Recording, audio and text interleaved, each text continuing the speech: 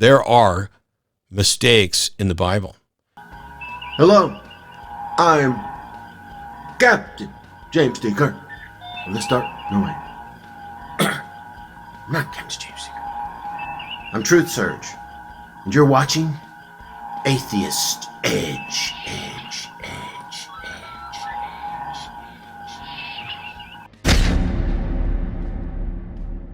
According to the Bible, donkeys, bushes, and snakes can talk. Well, this is an easy one. They can. Now, you know about donkeys. I mean, you know about this talking snake. You probably know about the burning bush that talks. And I'm pretty sure all you know about Balaam and the donkey as well. But, yeah, well, actually, in Hebrew, his name is pronounced Balaam. Oh, Balaam. Okay. Yeah. There's actually a rock band called Balaam and the Angel. They're quite good. Check them out. They're quite good. 80s kind of pseudo cult, sort of the cult, kind of like Saxon or Manowar, kind of down. No, not that. No, more of an alternative-y kind of sound to them. I want to know what drugs they're on when they heard that shit. I smoke lots of weed, but I haven't done any hallucinogens since my 20s on purpose because they always made me sick. But yeah, no. The last time a bush ever talked to me was I was on LSD. So yeah, and it was a friend of mine's cactus. Did it impart any godly wisdom to you? No. It was a cactus. It was a little cactus that was on my buddy's shelf, and all it said to me was, "Don't call me a prick." That's you cannot make that up. Nope. That's good. I was tripping hard on 3 hits of Bart Simpson Ellis triple dip blotter. And I was walking into a friend's apartment, and he had a little flower garden, and all of them literally grew faces and started mocking me, laughing at me, and telling me how stupid I was. Oh, I had the same thing in a like a trail, not a trail, but a pathway that I used to go through to school. Same thing again on acid, and all the fir trees were bending in and laughing at me. So yeah, there was another incident with bushes and trees. Courtney's the psychologist. She can probably have something to say that probably ties into maybe our self-esteem levels. Yeah. Now we know how Wizard of Oz. Exactly. Wizard of Oz. That's one of the greatest things I like to use when I hear Christians say, "Oh, I was an atheist once, and then I became." I'm so you saw behind the curtain. And I saw the light. Saw the guy pulling the levers and working all the shit. And you went back to believing it was real? What the fuck is wrong with you? Muhammad is only mentioned by name 4 times in the Quran. 4 times. When you think about how many stories you've seen of violence perpetuated against people for drawing the prophet or speaking ill of the prophet. I mean, people have died at the hands of extremist Muslims for someone that's only mentioned by name 4 times. If it was truly someone that significant, you would think that they would be mentioned more. Hell, I think Abraham is mentioned more. And I would have to check, but I'm sure there are other biblical figures that are mentioned more than Muhammad. Yet, for some reason, Muhammad is one that they're willing to kill over. So, Operation Snow White, is that related, or explain that a little bit? Absolutely. Operation Snow White is probably one of the most spectacular failures of the church and of L. Ron Hubbard. And because it was so publicly exposed, I mean, Operation Snow White is what led to the FBI raiding Scientology's properties in 1977. And that sounds like a long time ago. But time in Scientology doesn't really pass like it does for everywhere else because the policies of the church never really change. And they don't upgrade, and they don't improve, and they don't change with the times. They still have archaic ideas of sexuality and morality and things like that. So Snow White was an effort on the part of L. Ron Hubbard to get the files, government files, cleaned up, quote unquote, of all the false information that Hubbard claimed they had on him that was causing the governments, Hubbard thought, to be against Scientology, right? And so the idea was that they were going to infiltrate these government institutions, and they proceeded to do so. And by infiltrate, I literally mean having Scientologists go into the IRS, the FBI, state, local level government offices in Canada and the United States and in England. I believe England, definitely Canada and the United States, and try to get into the Scientology files.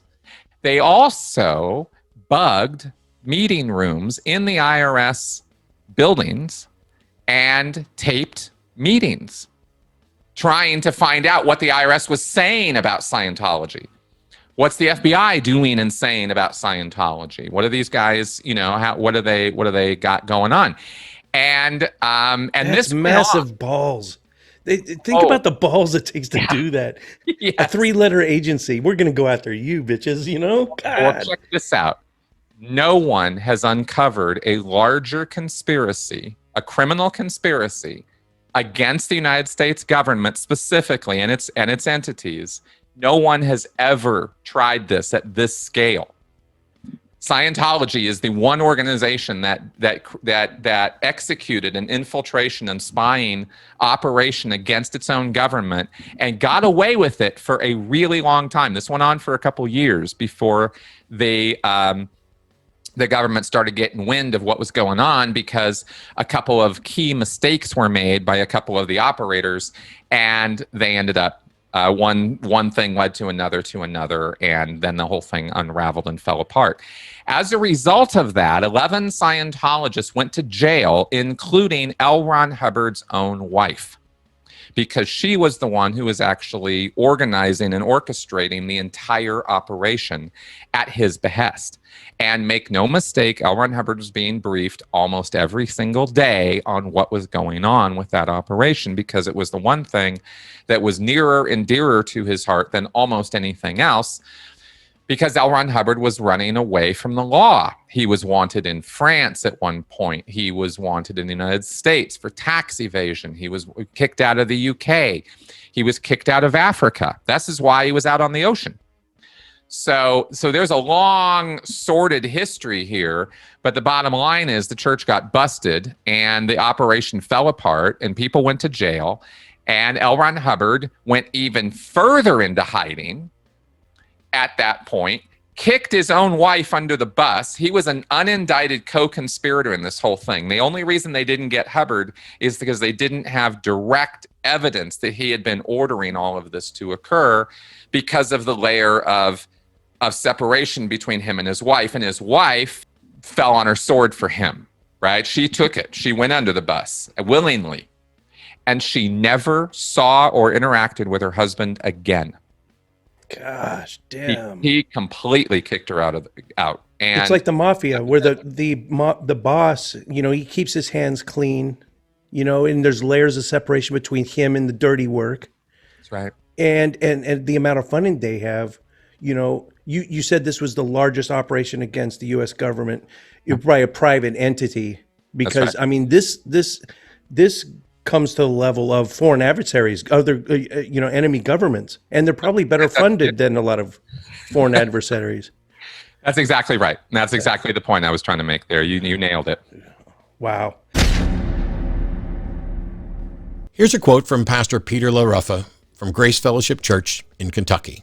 Quote, "If somewhere within the Bible I were to find a passage that said 2 + 2 = 5, I wouldn't question what I'm reading in the Bible. I would believe it, accept it as true, and then do my best to work it out and to understand it." End quote. This I don't actually believe. I mean, I'm not quick and keen to call people liars, and I don't think he's intentionally trying to deceive. I think this is an example of exaggerating to make the point that he trusts the Bible so clearly. He doesn't think the Bible doesn't say 2 + 2 = 5. So he's never going to have to face this eventuality. All he's really doing is exaggerating and saying, I really, really, really, really, really believe the Bible and everything the Bible says. And even if the Bible said something that disagreed with my understanding of the world, I would have to accept it and try to find a way to make it work.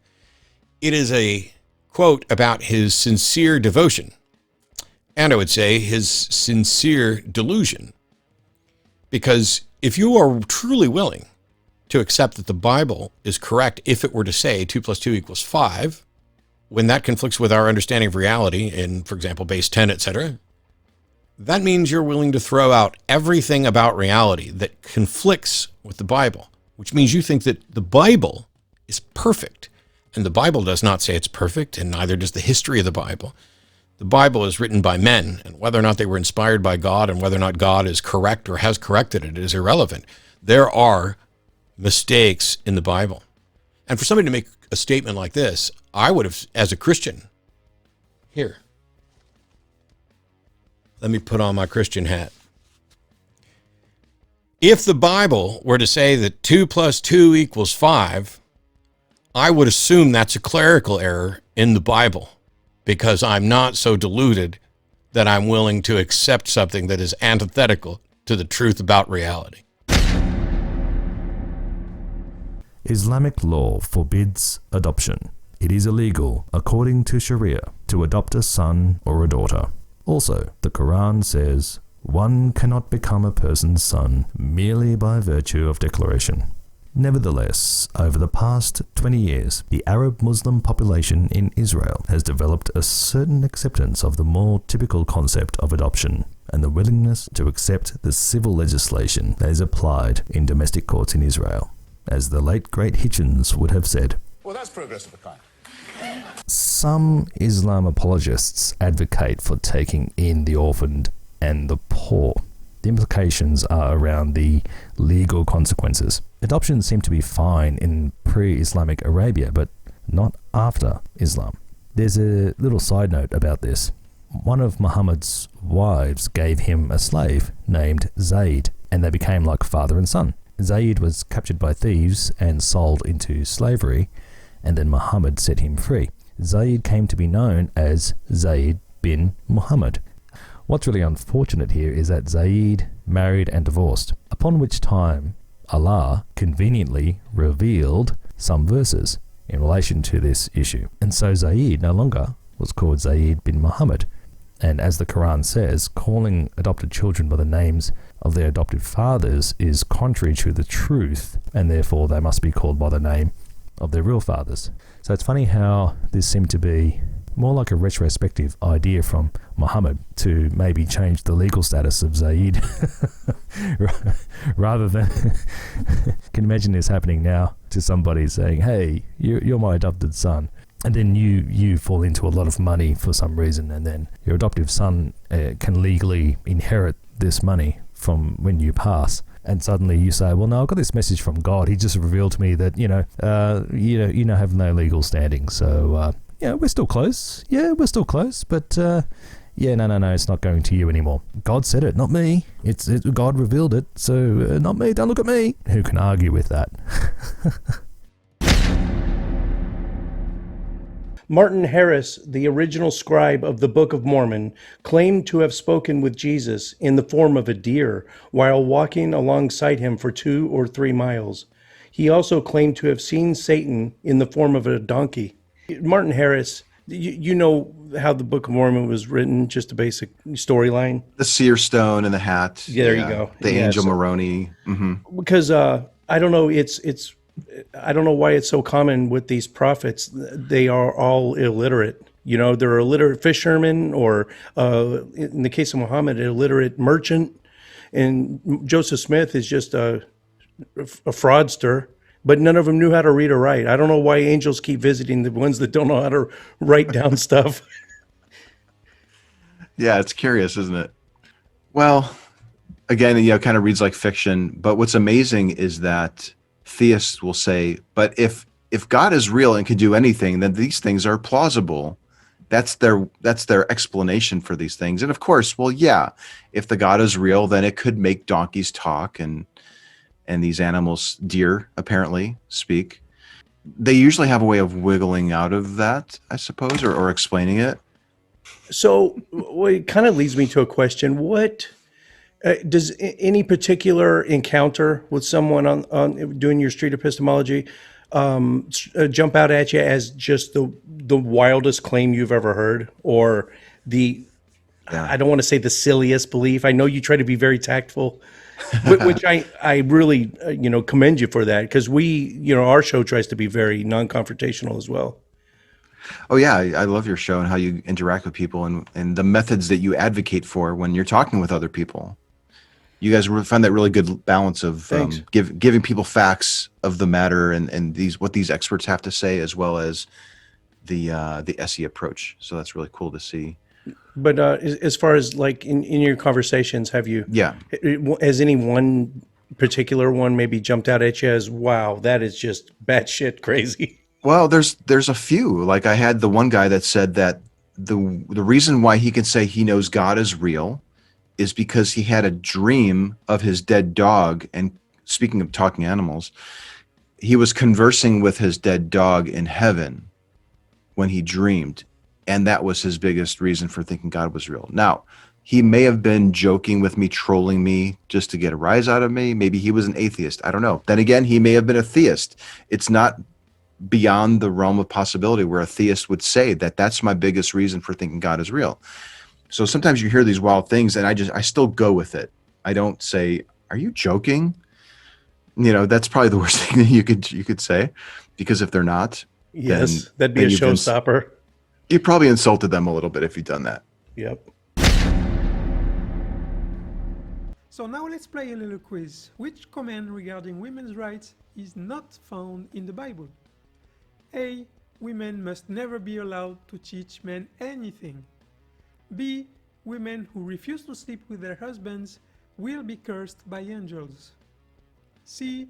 Women may not speak in churches at all. D. Women must be in complete obedience to their husbands. Or E. All of the above. And that's the reason why Christianity and the Bible are seen to be as oppressive as they are, because this is pretty much everywhere in the Bible. And it's not just women, it's basically everyone who is not white, male, and straight.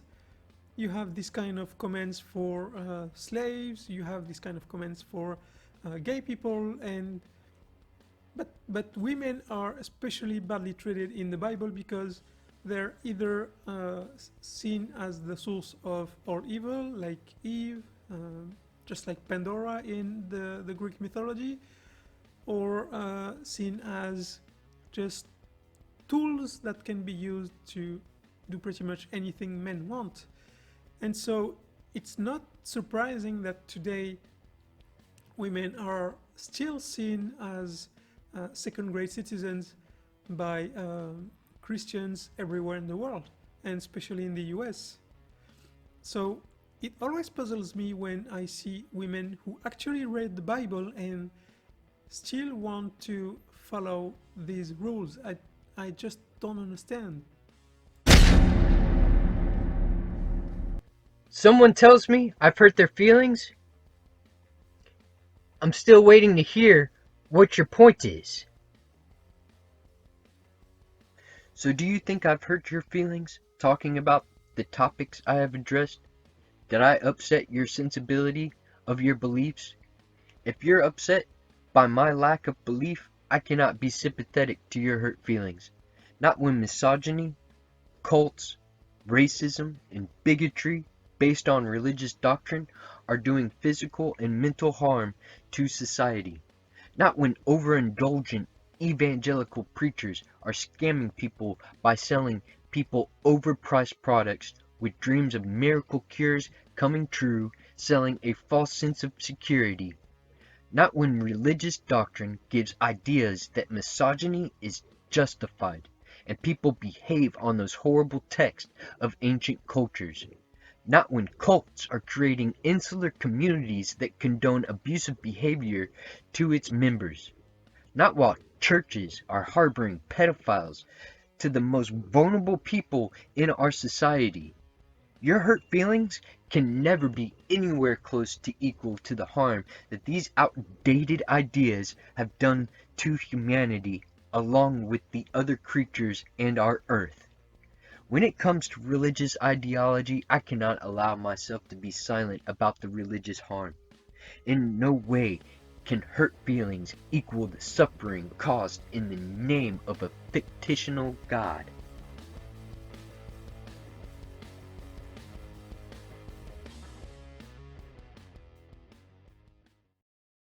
That's a good example. Neil, do you want to see the front cover of the book you've been reading? Yeah. Pulling hey, Back the awesome. Green Curtain.